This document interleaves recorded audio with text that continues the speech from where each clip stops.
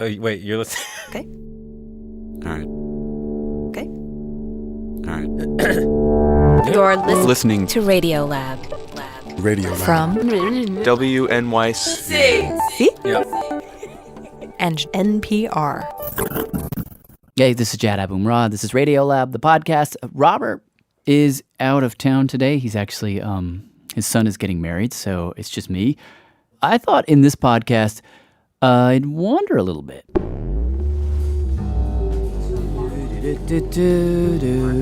Generally, and that should be in front of your mouth. Okay. So I'm going to start with a conversation that Brooke Gladstone and I, this is Brooke from On the Media, that she and I had with my brother-in-law, Eugene. I'm Eugene Thacker. I'm an author and professor at the New School in New York City. We talked about this very weird thing that happened to Eugene, and I asked Brooke to join me because it just felt like her kind of story. I've been wearing black since I was 13. I just want to point out that the two of you are head to toe in black right now. In any case, to set it up, Eugene is a hardcore scholar of philosophy, and he writes these books that sometimes can be a little dense. I mean, he'll use words like exegesis and ratiocination. And so the family joke is that he writes books for no one. I think the joke started out, I write books that nobody reads. And then after a slow, long period of acceptance, I started to think, well, maybe I should write books for no one to read and just sort of embrace that. Meaning at a certain point, if you do this kind of work, you kind of have to ask yourself. If you knew that this would not be published, would you still write it? How committed are you? And he decided he was committed. He would write it no matter what. So the story begins a couple years ago. In 2011. Eugene writes this book. Called In the Dust of This Planet. In the Dust of This Planet. Mm-hmm. It's kind of a hard book to describe, but if you had to sum it up in a sentence... It's about the end of the world. But not in the Hollywood sense. It's darker than that. Your hypothesis is the greatest horror is that nothing exists and nothing matters. And the world that we live in, that we define in terms of humanity, doesn't care about us. Right. What in philosophy is often referred to as nihilism or pessimism, that there might not be a purpose to things or to your life or to our existence or to the cosmos. There might not be an order to things. We might not be here for a reason. This all might be purely arbitrary and an accident. That there's no inherent meaning to anything. That it just doesn't matter. This is what Nietzsche called the most difficult thought. And in the book, Eugene traces this idea through all of these different horror movies, from slasher films to sort of more supernatural horror, and also music. I mean, at one point he goes into this deconstruction of how different types of black metal deal with this thought. I don't know. It's a way of thinking I've always found really intriguing and ironically kind of inspiring. Are you a pessimist? On my better days. Are you a nihilist? Not as much as I should be. Okay, so Eugene writes this book in 2011. It is dark. It is dense. He writes it, as he says, for no one. And as expected, beyond a few philosophy types, no one really pays attention. So he keeps his head down, teaching, writing. But then, some things happen. 2014. There's all kinds of ghettos in the world. It's all one ghetto, man. Giant gutter in outer space. The show True Detective comes along. Becomes a big hit. And at the center of the show is this character, Russ Cole, this Louisiana detective, who's one dark dude. I think human consciousness is a tragic misstep in evolution. He goes on these rants about how there's no order in the world, how humans are just this accident, we have to deal with that. Look, I'd consider myself a realist, all right? But in philosophical terms, I'm what's called a pessimist. And I just remember watching it and being like, wow. That's Eugene's wife, Prema Murthy, my sister-in-law. I was like, this replicates so many conversations that we've had in the car. She's like, were they listening in on us? Yeah, it was eerie. So Prema goes online, clicks around. And all of a sudden I see this article about the True Detective director. It was an article where actually the writer of the show, Nick Pizzolatto, was asked, how did you create that character of the nihilist police detective? And he lists a bunch of things he was reading at the time. And included in that list was Eugene. To which I was like, cool. At least one person is reading the book. But I really just try to keep my head to the ground and just keep writing, just doing what I'm doing. But then, things got weirder. Okay, so now let's pull up the Lucky magazine. Let's see if we can find it. Short time later, Prema is flipping through this fashion magazine. Lucky magazine, and there was a spread with this actress. Lily Collins, 25-year-old actress. Who I'd never heard of. Pretty big right now. She's standing on a street corner. Dressed up in all of this sort of goth makeup and clothing. And in the photo, she is wearing Eugene's book on her chest. She had on, in one of the shots, a sweatshirt that had the cover of the book. In the dust of this planet. Big letters right on her chest. And I was just like, no way. I mean, it was definitely, what the This is crazy. Like, what? She's just casually wearing my husband's book cover. I don't know. Again, I didn't react to, but it was just strange. Turns out a Norwegian artist had made a painting of the book.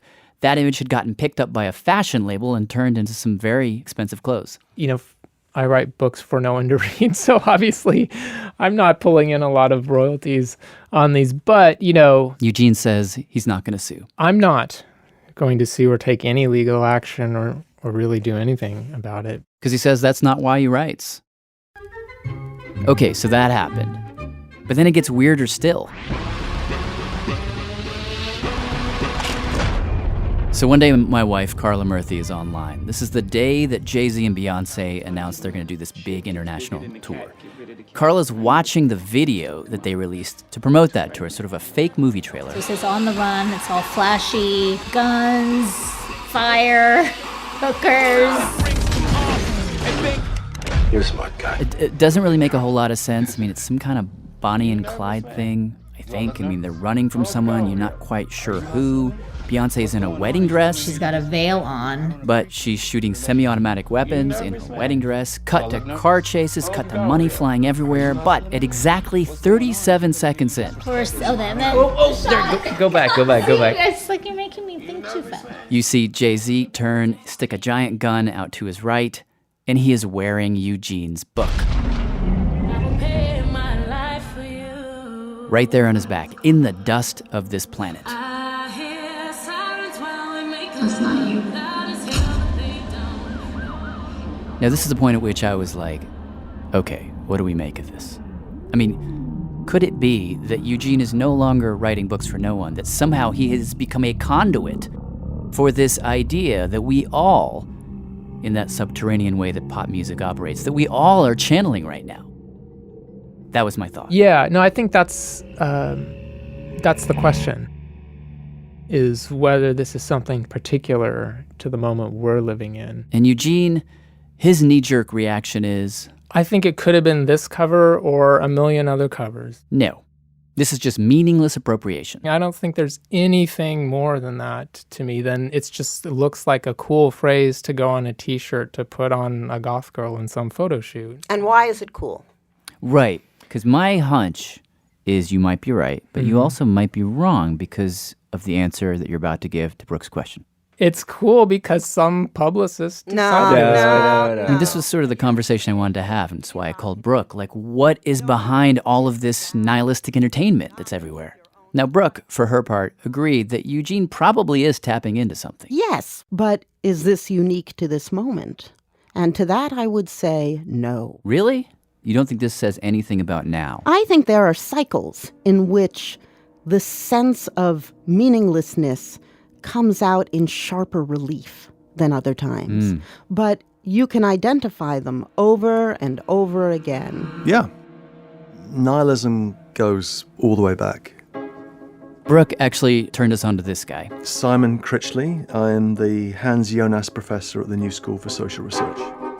Simon wrote an article that basically made the argument that nihilism is the basic credo of cool. Because it's sexy, it's interesting. And it's been that way forever. Oh, I've got the best thing for you. You'll love this.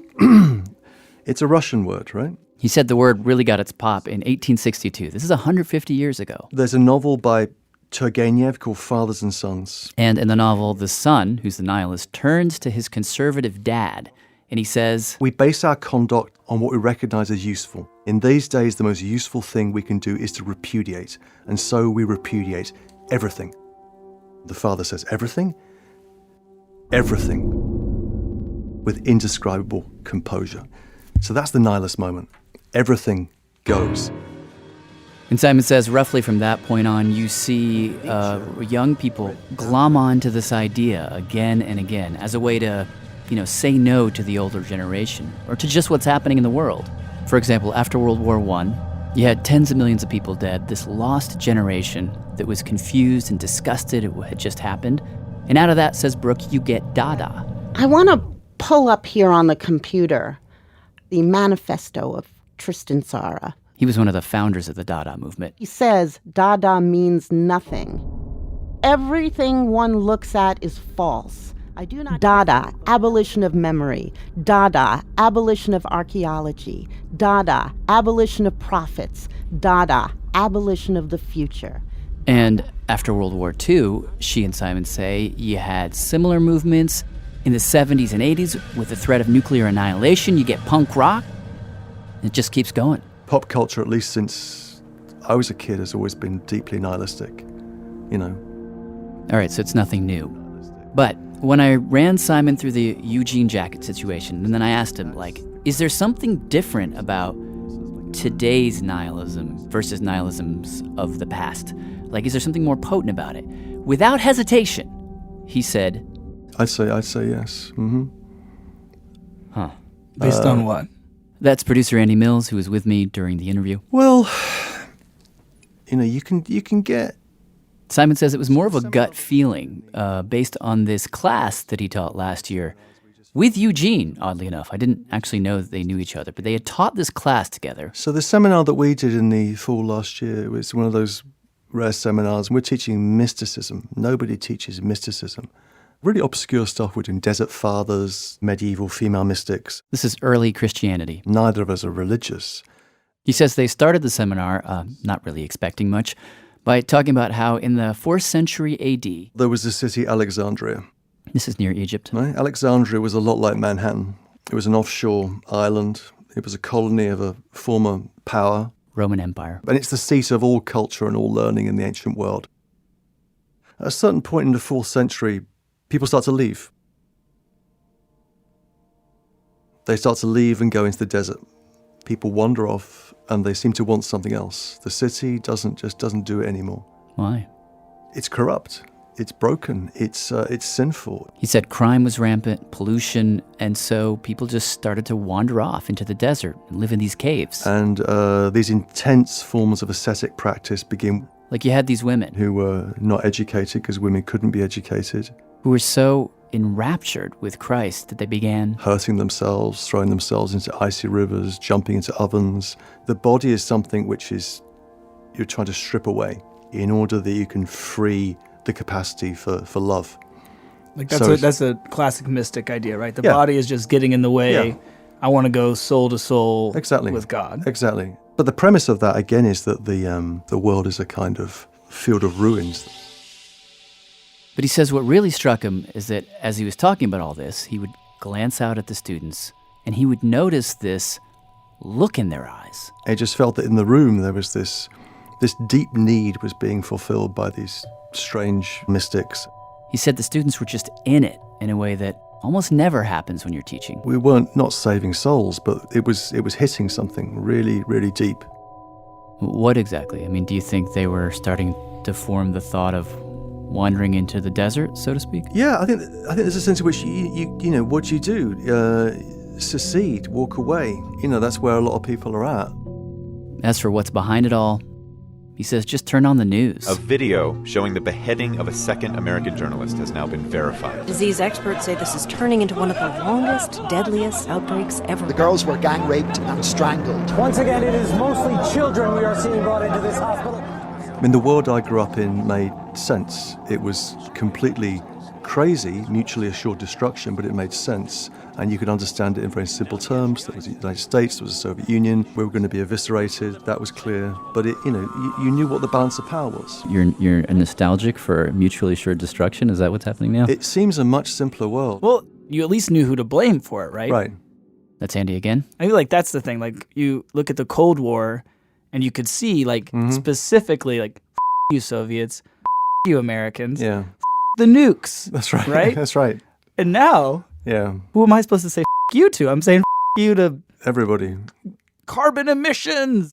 Speaking of which, today the world's leading climate scientists warn it will get worse. No doubt, one of the reasons for the current gloom is that we are in the middle of an uncomfortable shift in how we talk about climate change. Heat waves will be more frequent and last longer. This was made official when the IPCC, the Intergovernmental Panel on Climate Change, released a report where for the first time they stopped using the language of prevention and shifted to the language of adaptation. In other words, hundreds of scientists and policymakers, this is the world's top organization for assessing climate change, we're now saying we can't stop it.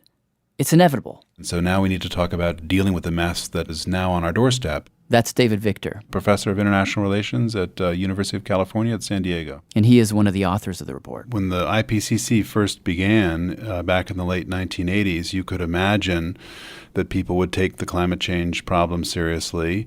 They would start to control emissions, and then over a period of decades, climate would stop changing. And instead what's happened is people have talked a lot about climate change, but they haven't actually done much to control emissions. And now he says we're all in this strange middle ground where we're trying to find the language to say why it's important to keep working at this, while at the same time admitting some degree of failure. And that's the kind of inevitability that I think you see in the new reports. And the reports are bending over backwards to try and find ways to be optimistic. You know, the report says if you put into place all these technologies and international agreements, we could still stop warming at 2 degrees. My own assessment is that the kinds of actions you'd need to do that are so heroic that we're not going to see them on this planet. All of which reminded me of that True Detective moment. Look, I'd consider myself a realist, all right? But in philosophical terms, I'm what's called a pessimist. Okay, what's that mean? Well, pessimists like nihilists agree there's no meaning. They're just a little more mopey about it, less likely to do something. Means I'm bad at parties. I mean, is that where we're all headed? You know, in a recent Wall Street Journal poll, 76% of people 18 and over weren't confident that the future is going to be brighter than the past. Which brings me back to Brooke's question. Why is it cool? Call it nihilism, pessimism, whatever. Shouldn't it be depressing? Why would you want to put a phrase like "in the dust of this planet"? A phrase that deliberately negates the person wearing it. Why would you want to put it on your chest or on your back? Yeah, yes, we do. That's right. We encourage it. Headphones are good. Headband here. And since it was Jay-Z's jacket, which was, in a way, the catalyst for this whole podcast, we decided to talk to him. Sort of. Good. That sounds great. So we ended up in the flow of things, you know, as we were trying to figure out, like, in the dust of this planet, why is that cool? Why is that just scary and depressing? We ended up... Like, they want to talk to me? Why? That's a good question. Talking to this lady, who it turns out was the person who made the decision to put it on Jay-Z's back. I should say my name, I guess. My name is June Ambrose. I've been a costume designer for 22 years, 23 this year, and I've worked with everyone from Luther Vandross to Puffy to Sean to Mariah Carey, Busta Rhymes, Mary J. Blige to Alicia Keys, Dave Matthews Band, Backstreet Boys, Kelly Ripa, Kim Cattrall, R. Kelly, go ahead on, bring them off with a little Jamie Foxx, Missy Elliott. Did you do the Missy with the balloon? Yeah. That was you? Yeah. Oh my God. And of course, Jay-Z and Beyonce. That's like culture, basically. Yeah, I was responsible for some of that nutsy stuff. It occurred to Andy and I during the interview that June has probably influenced the fashion sense of a significant portion of the human beings on this planet. And she was very clear that a costume is more than just a costume. It's like a conversation without words. That really what she's doing when she styles someone is whispering to all the people that are going to watch the videos, come in contact with the billboards, go to the concerts. Like, I don't have to talk to you, but I can create this conversation with a pair of pants and how they fall and how they fit and the texture and the color and the feel. She says with Jay-Z for that video, she knew she needed something epic. But like effortless. I knew I wanted a biker jacket because it was a motorcycle scene, but I knew that I just couldn't give him a black leather. I needed it to say something, feel like something. So we were on a hunt Her and her assistant went to dozens of places, Ateliers, studios, showrooms. looking at all these leather jackets. It's like finding a needle in a haystack. Nothing was right. But then They saunter into this one place. black denim. This place that does sort of high-end grunge. They're flipping through the racks when she sees it. The jacket. Those words. And that was it. I knew it. I said, this is what I need. It just felt, it was just perfect. The question was why. At this point, I hadn't really told her the whole backstory. So I pulled out a screen capture from the video. This is one where you see Jay-Z sort of standing in the desert, shot from behind, in the dust of this planet on his back. And he's kind of pointing this really long, dirty, hairy gun off to his right, sort of up, like he's about to shoot the sun. Yeah, you think he's about to shoot the sun. I printed it out because it's just got this, billboard quality to it, right? Here it is. I have a really cool one in my phone, too, that's never been... Okay, so let's just look at this for a second. Yeah. I'll slide that over to you. So, why did you choose that jacket? It's something very menacing about it. It's almost like the aftermath. That there was something going on that was periling. The end of an era, the beginning of something new.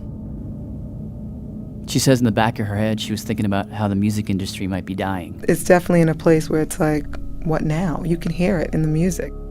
And, if this is the biggest tour in history, really, what now? And these are the whispers that you hear. But she says one of the loudest whispers was super simple. Just, here's a guy, massive pop star. Like a sovereign. He's in the desert, it's about to go down, the end of the world is literally on his back. But it was almost as if he didn't even know that was on his back. You know what I mean? It's like, that was the afterthought. Like, oh yeah, the world's ending? Psst, I don't care. Going on and stuff. In other words... He wasn't afraid. He wasn't afraid. Wasn't afraid. You know what? That's what this... We talk about whispers. That's what I get from it. Now that you said that. It's not so much I don't give a shit, I'm not afraid. Yeah.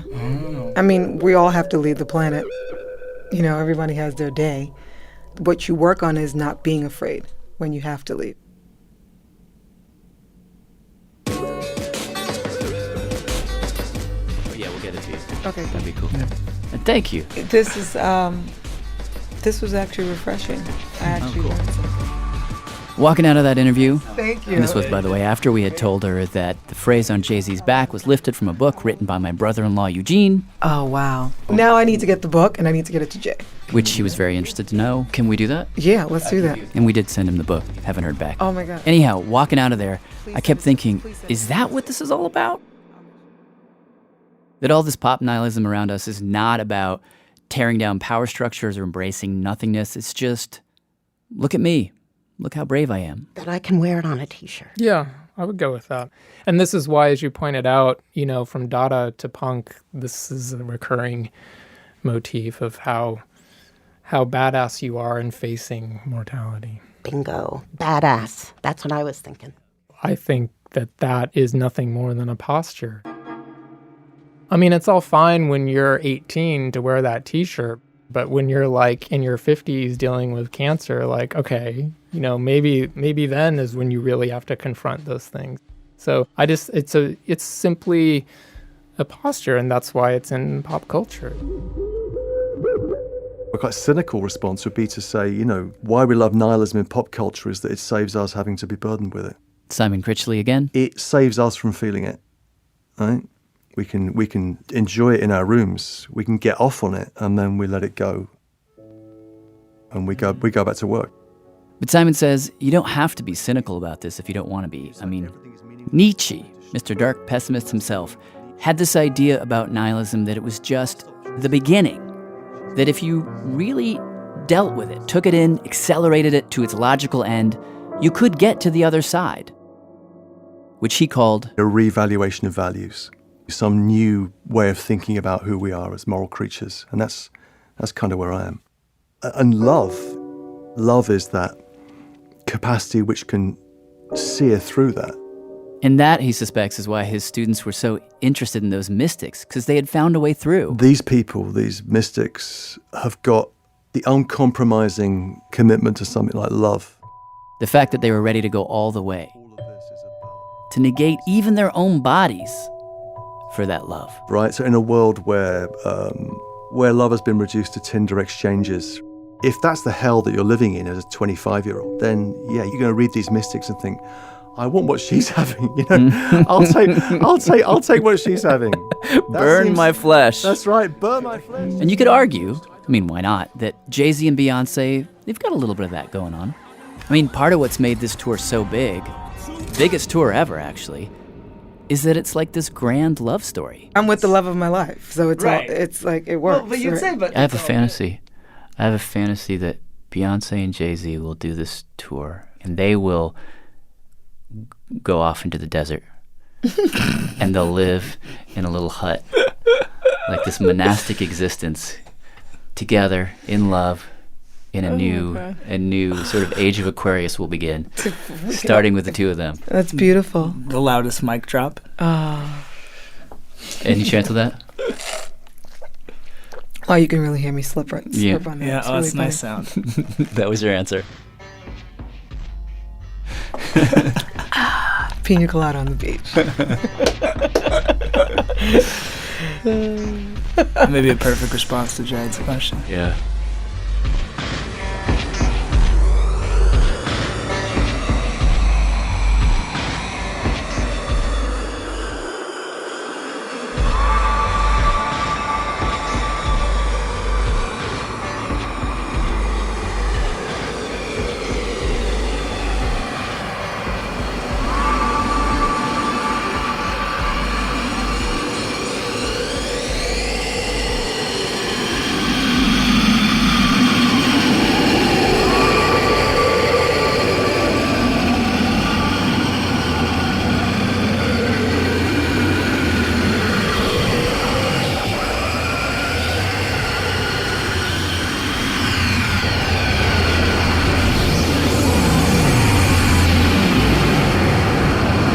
So, Jad, I can hear that you're going to take a lot of this stuff and you're going to look at the current moment and see how this idea is expressing itself. And this made me want to go back and see when and where and how it's been expressed all along. Okay. So I'm delighted to be on this. Yeah. And I'm going to be delighted to have you on our show in a couple of weeks. Really? Yeah, we want you to come on after. Oh, my God. After I've put it together. I'd love that. We're pulling you in Oh, after. that's beautiful. I'm game. I'm game. Thank you for being game for this.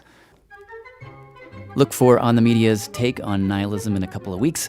Big thanks to producer Andy Mills, who, in the process of helping me put together this podcast, began to say things like... The other day, I thought of it in the sense of I saw this ladybug. My friends and I, we were watching this ladybug crawl around my shoe.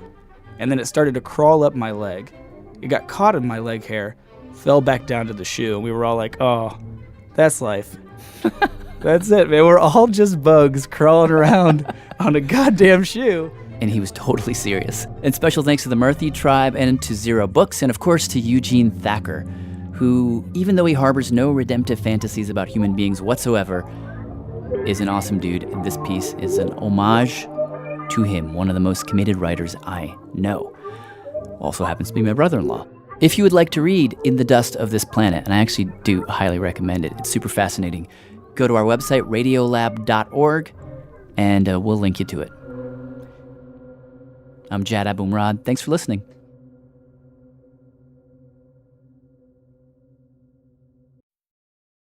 This is On the Media. I'm Brooke Gladstone, and we'll be spending this next segment staring into the abyss and pondering why nihilism is so trendy and whether that's a recent phenomenon.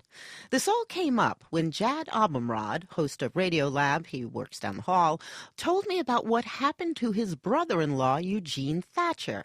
He's an author and professor of philosophy who recently explored nihilism in the genres of horror and black metal music. In fact, probably more people have worn my book than have read it, actually. That's Eugene. Here's Jad. Okay, so basically, you know the story. Eugene writes a book, gives it an evocative title. Suddenly that book becomes a painting. Suddenly that painting becomes a T-shirt.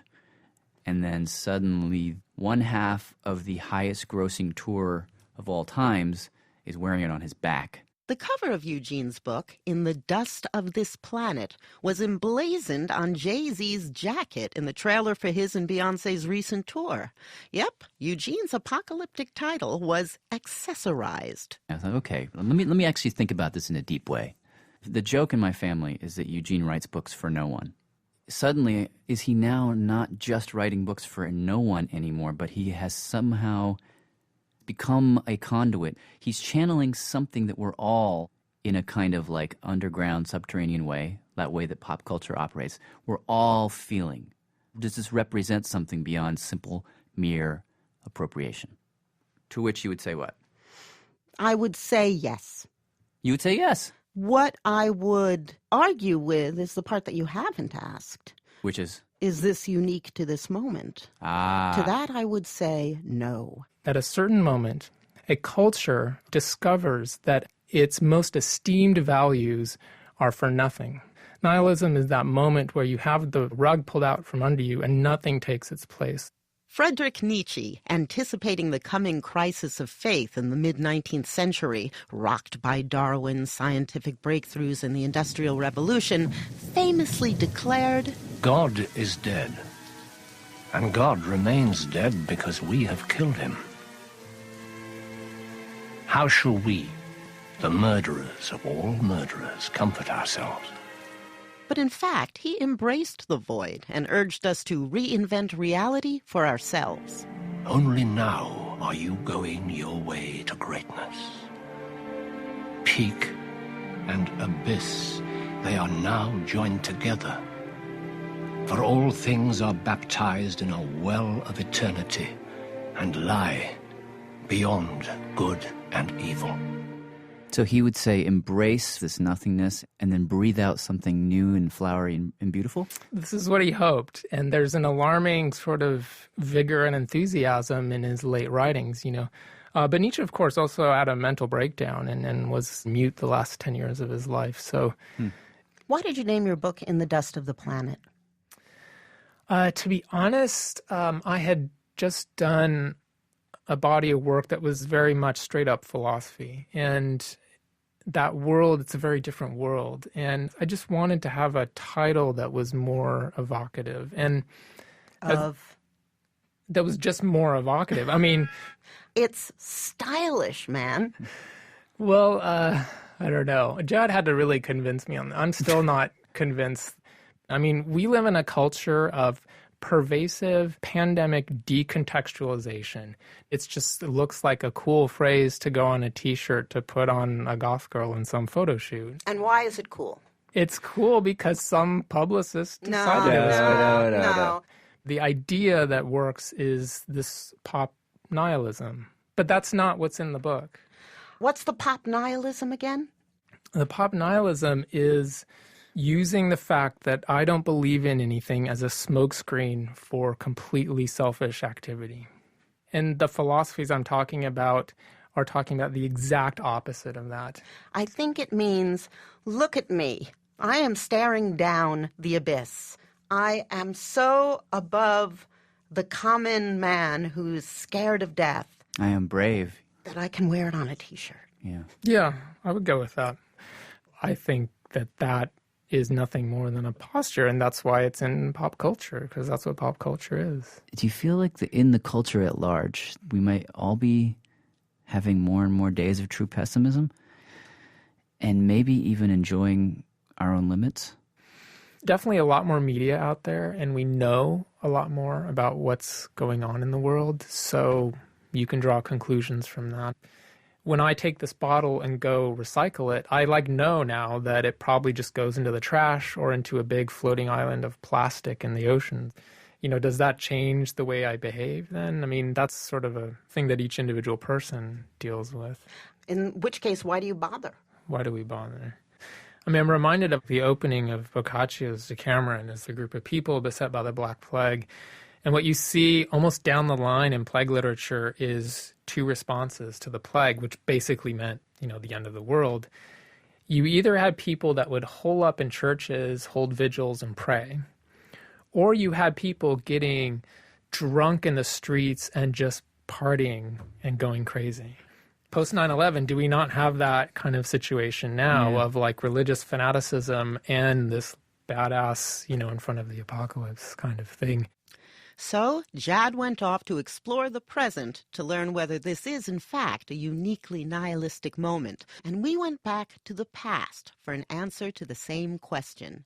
So let's start in the present, the current drumbeat of bad news. Here's Jad's montage. Video showing the beheading of a second American journalist has now been verified. Disease experts say this is turning into one of the longest, deadliest outbreaks ever. The girls were gang raped and strangled. Once again, it is mostly children we are seeing brought into this hospital. ISIS, Ebola, mayhem.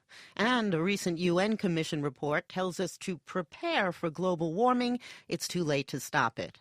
Meanwhile, Hollywood gushes extinction tropes.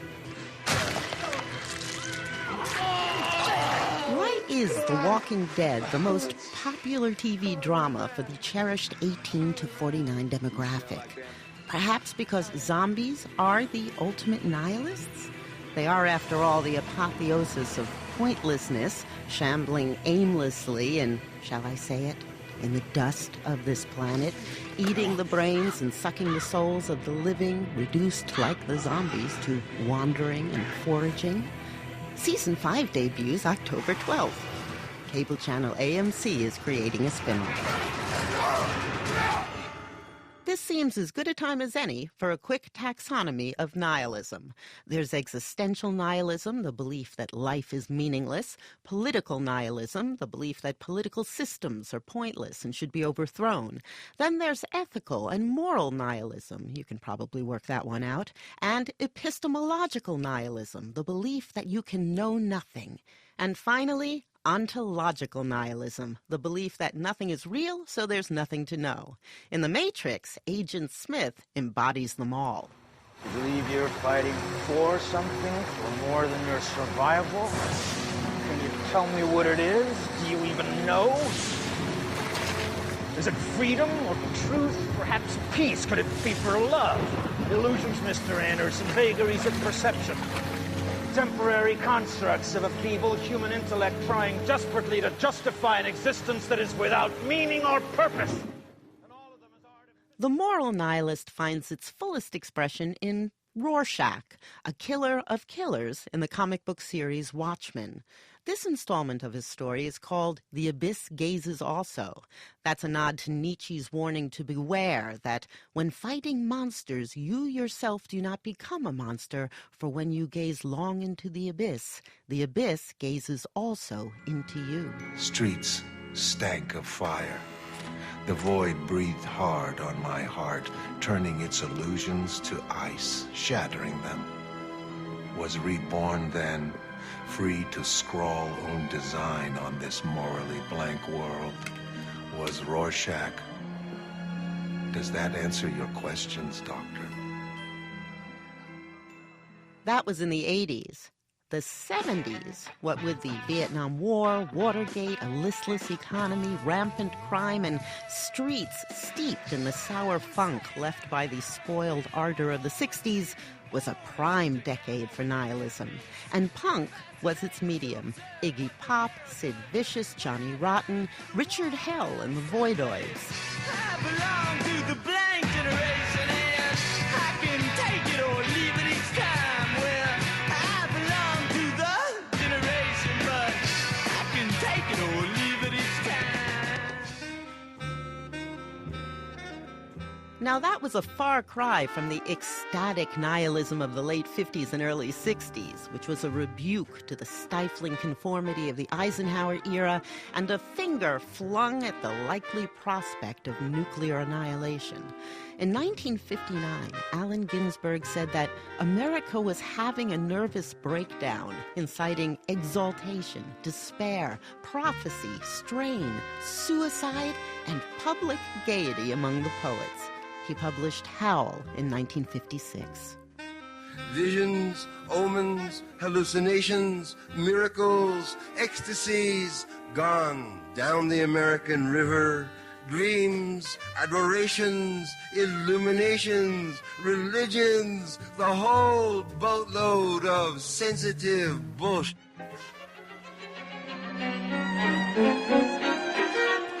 moving further back into the post-war era, existentialism, which is pretty much existential nihilism, flowers. The word was coined in France, but the idea begins with early 19th century philosopher Soren Kierkegaard, who argued that each individual is responsible for giving his or her life meaning. The French variant was advanced by Jean-Paul Sartre, Simone de Beauvoir, and Albert Camus amid the disgrace of the intellectual establishment. The climate of cynicism and despair also gave rise to the theater of the absurd. Sartre wasn't an absurdist, but he did write fiction, like Nausea. Here we all are, all of us eating and drinking to preserve our precious existence. And there's nothing, absolutely no reason for existing.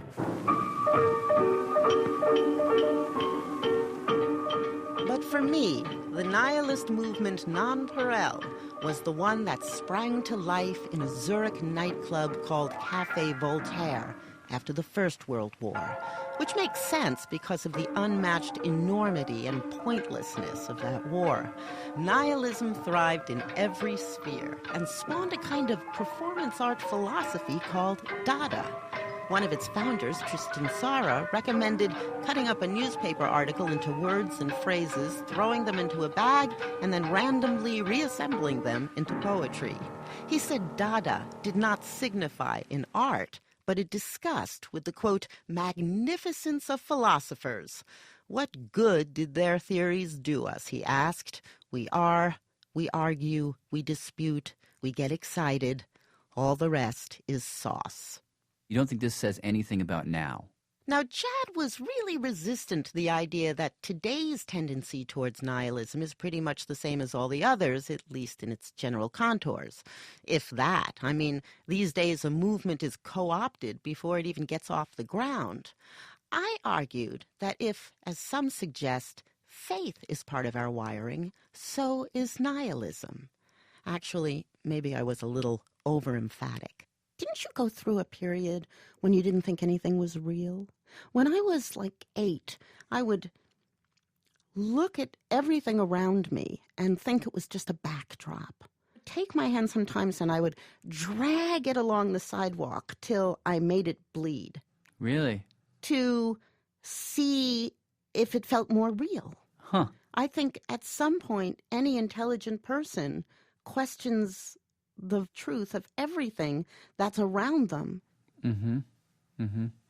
The cultural argument I would make is that there's a nowness to this particular flavor of it because if you just turn on the news, you will see an endless stream of misery that is not just depressing, which it is, it's greater than anything I've ever experienced in my childhood. I want to pull up here on the computer something that occurred after a time of enormous disorder after World War I, the manifesto of Tristan Tzara. And he says, everything one looks at is false.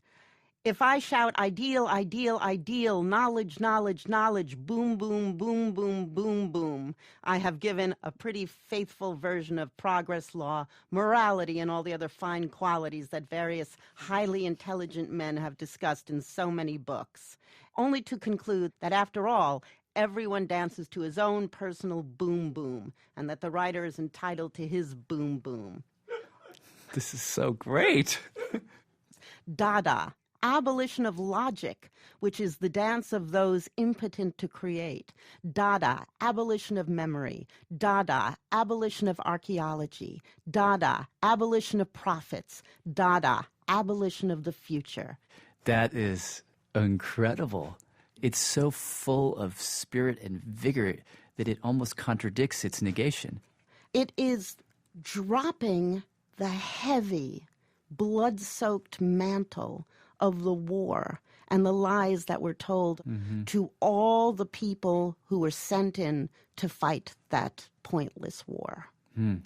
All of the pictures of trench warfare were suppressed until after, and hence you had what was called the lost generation.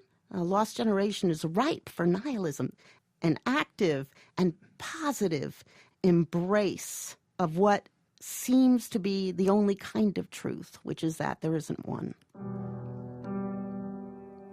The cycle that we're in now, I mean, it doesn't feel positive in a way.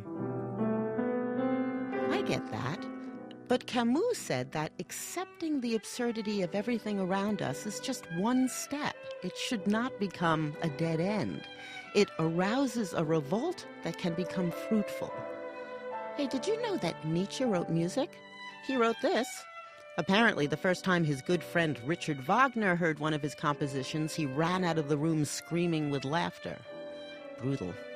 Okay, so where were we? We touched on Nietzsche, mentioned Kierkegaard. I'm going to skip over really important people like Heidegger and Schopenhauer, the Russian anarchist Bakunin, and the Russian novelist Turgenev, who popularized the word nihilism in his novel Fathers and Children. Now I'm looking for household names. Some say Hamlet was a nihilist because he called man a quintessence of dust. I think he was just depressed. But Shakespeare really knew how to build an existential nihilist when he wanted to. Out. Out, brief candle. Life is but a walking shadow. A poor player that struts and frets his hour upon the stage. And then is heard no more. It is a tale told by an idiot. It's full of sound and fury, signifying nothing. The hour, this meaningless hour, is drawing to its inevitable end, as are we all. So I'll rush back to the Greeks. Epicurus really fits my premise. He lived in a chaotic time, right after the death of Alexander the Great and during the subsequent collapse of Hellenism. He was, in a sense, the Alfred E. Neumann. Epicureans sought to reach a state of being called ataraxia, that is, utterly free of care. The world was created by chance. The gods, if they exist, don't care about us. Love and politics are not worth the trouble. As for death, he said, accustom yourself to believe that death is nothing to us. For good and evil imply awareness, and death is the privation of all awareness. Therefore, a right understanding that death is nothing to us makes the mortality of life enjoyable, not by adding to life an unlimited time, but by taking away the yearning after immortality. In other words, forget about it. But if Dada is my favorite expression of nihilism, this last one is definitely runner-up. So I'm going to bring back Chad and share. Go ahead. Eat your food and be happy. Drink your wine and be cheerful. It's all right with God. Always look happy and cheerful. Enjoy life with the one you love as long as you live the useless life that God has given you in this world. Enjoy every useless day of it because that is all you will get for all your trouble. Who is that? That's Ecclesiastes. Oh, really? That's nihilism in a place I wouldn't have expected. So, I submit that as my quad era demonstrandum. Oh, is it your contention that this means nihilism is a sort of a hum that goes through all times and not anything specific to this time? Right. We can't escape the fact of our own death. Am I supposed to say something now? Am I supposed to argue with you? I suddenly am persuaded. Whoever's talking, I just agree. Should I argue with you? Sure. It seems to me that we're all having those thoughts a little bit more, and our responses to those thoughts are different now than they ever have been. You can do any number of responses. You can decide to live a great life and have yoga and grow zucchini. Or you can decide, F it, and just be a hedonist.